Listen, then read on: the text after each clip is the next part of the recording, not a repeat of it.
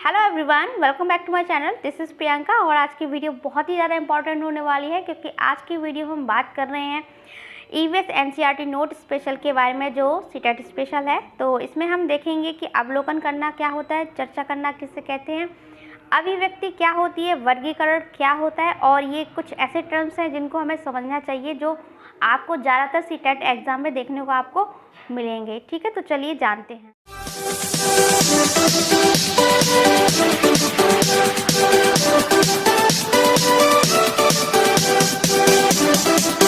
शुरू करते हैं। हम आकलन के लिए सीखने के संकेतक क्या क्या हैं, पहले हम उस पर बात कर लेते हैं। इसके अंतर्गत आता है हमारा अवलोकन, रिपोर्ट करना, वर्णन सुनाना, चित्र बनाना, चित्र देखकर बताना, और भी सारी चीज़ें आती हैं। इसके अंतर्गत आता है हमारा तस्वीर, तालिका, नक्शे बनाना। ये सभी क्या है, हमारे आकलन के सीखने के संकेतक हैं, यानी कि एनालाइज हम किस किस तरीके से कर सकते हैं ये वो बताया गया है। और ये सभी बातें हम जो कर रहे हैं आपसे, सभी की सभी एनसीईआरटी के अकॉर्डिंग है। ठीक है, तो आप माने ना माने लेकिन एनसीईआरटी इनको मानता है।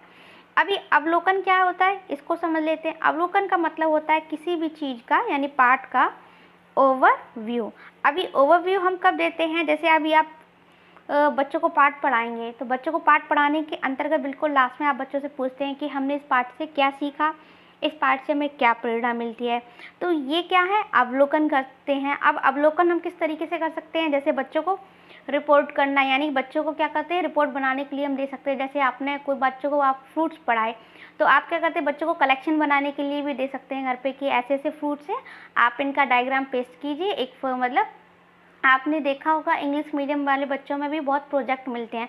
तो ये सारी चीज़ें क्या है, रिपोर्ट तैयार करना। वर्णन कर सुनाना, यानी कि बच्चा उसी पाठ को उसने क्या सीखा है वो आपको अपने शब्दों में बताएगा। चित्र बनाना, या आप बच्चों से कुछ भी उस पाठ से रिलेटेड कोई एक चित्र बनवा सकते हैं। चित्र देखकर बनाना, आपने देखा होगा सरकारी किताबों में क्या होता है, जो पाठ में हमारे कई चित्र होते हैं उसमें से एक चित्र का लास्ट में आपको मिलना होता है जिसमें बिंदु से बिंदु मिलाना होता है, डायग्राम को कंप्लीट करना होता है। तो ये भी क्या है, ये भी सभी बातें हमारे अवलोकन के अंतर्गत आती है। तो आई होप आपने समझा होगा। नेक्स्ट है हमारा चर्चा करना।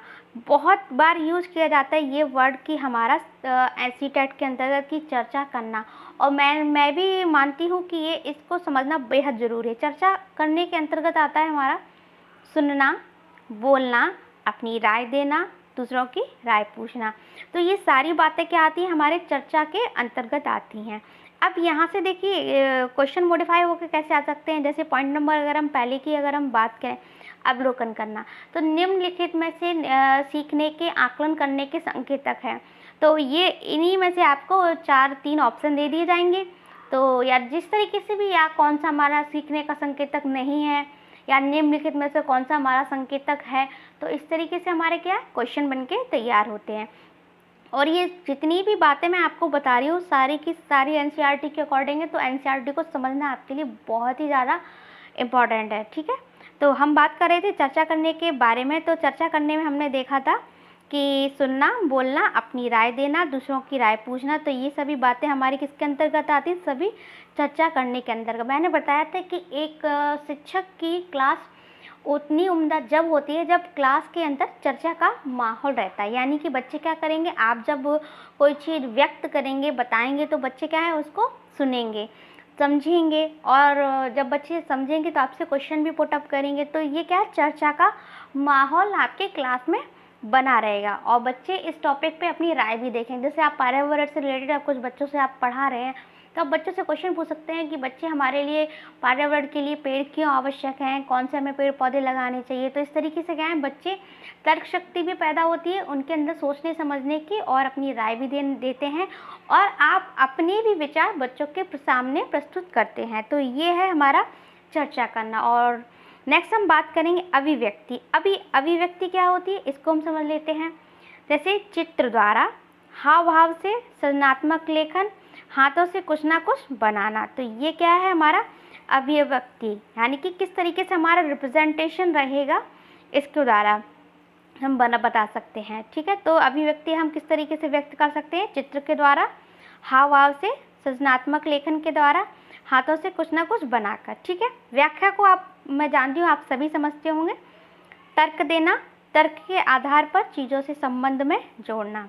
व्याख्या करने का मतलब ये हो गया कि आप किसी चीज़ को नरेट करेंगे, ठीक है, तर्क देंगे, तर्क देने के आधार होने चाहिए, चीज़ों से संबंध में जोड़ना। यानी कि जब हम बच्चों को ईवीएस पढ़ा रहे हैं या क्लास ऐसी दे रहे हैं तो उस टॉपिक से रिलेट करके हम बच्चों को पढ़ाते हैं, ठीक है। नेक्स्ट है हमारा वर्गीकरण करना, ठीक है। इसके अंतर्गत हम क्या करते हैं, समूह बनाना, समानता और अंतर जानना, ठीक है। ये हमारे लिए भी बेहद ज़रूरी है कि वर्गीकरण हम क्यों करते हैं। कहीं ना कहीं उनमें सिमिलरिटी भी होती है और कहीं ना कहीं उनमें अंतर भी होते हैं। इसका मतलब बेसिक जो हमारा एम होता है वर्गीकरण करने का, यानी कि हम तुलना करते हैं, ये भी क्या है, हमारा एनालाइज करने का, एक वर्गीकरण करने का एक साधन है, ठीक है। तो ये है हमारा। फिर है हमारा प्रश्न करना, जिज्ञासा व्यक्त करना, ठीक है। जिस बच्चे के अंदर जितनी जिज्ञासा होगी वैसे उतना ही सीख। तो बच्चे के अंदर जिज्ञासा होना भी बहुत ही और जिज्ञासा क्या करती है, बच्चों के अंदर रुचि पैदा करती है कि अगर सोचो कि पृथ्वी ऐसी होती, सोचो कि पृथ्वी कैसी दिखती होगी, तो ये क्या है, बच्चे के अंदर जिज्ञासा पैदा करती है और बच्चे के अंदर तर्क शक्ति पैदा होती है। तो प्रश्न करना बच्चों के अंदर जिज्ञासा पैदा होती है और हमारा कर्तव्य है कि हम बच्चों को जिज्ञासु बनाएं, सीखने के लिए प्रेरित करें, ठीक है। और समालोचनात्मक चिंतन क्या होता है कि सम यानी कि इक्वल, आलोचनात्मक यानी कि बच्चे कुछ अच्छे विचार कुछ अच्छे तर्क चिंतन करें, ठीक है, अच्छे प्रश्न हो, ठीक है। तो ये क्या है, हमारा प्रश्न करना, ठीक है।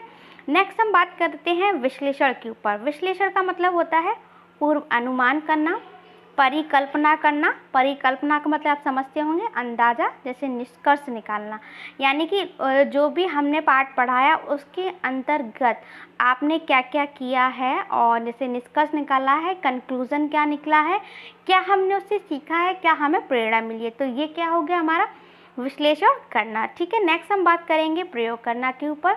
तो वस्तुओं का जुगाड़ करना। वस्तुओं का जुगाड़ करने से मतलब यहाँ पर ये नहीं है कि आपके पास जुगाड़ से मतलब यहाँ पर ये है कि जैसे कि एक्सपेरिमेंटल करना। अभी बच्चे क्या होते हैं, बहुत जिज्ञासु होते हैं। मैंने खुद देखा है बच्चे के पास जैसे कई सारे पुराने सेल होते हैं तो उनको वो बैटरी के रूप में नए चीज़ का निर्माण करते हैं।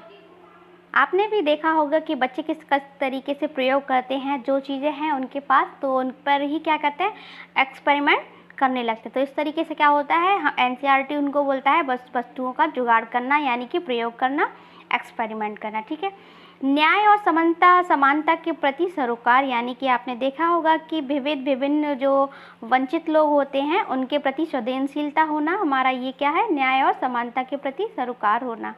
सहभागिता का मतलब होता है पार्टिसिपेट करना, यानी कि जिम्मेदारी लेना, पहल करना, साथ मिलकर काम करना सीखना। तो ये सारी क्या है, सहभागिता। अब इसमें क्या करते हैं, सहभागिता बच्चे खेल में भी लेते हैं।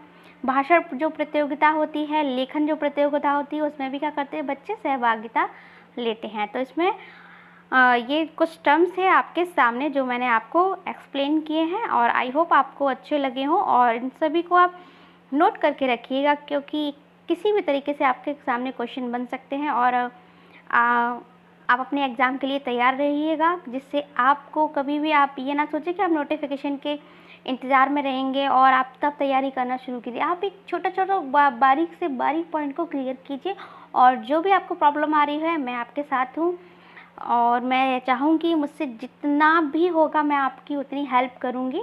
मैं चाहूँगी जितने भी इस सभी को वीडियो देख रहे हों वो सभी सफल हों और सभी एक अच्छे अध्यापक बने और मैं चाहती हूँ कि सभी के दिल में कहीं ना कहीं और आप अपने अंदर भी अपने आप को मोटिवेट रखिए। आपको सफलता तो एक ना एक दिन आपको मिलने है, ये मेरा आपसे वादा है, ठीक है। तो बने रहिए इस चैनल के साथ, study with Priyanka. Thank you for watching this video.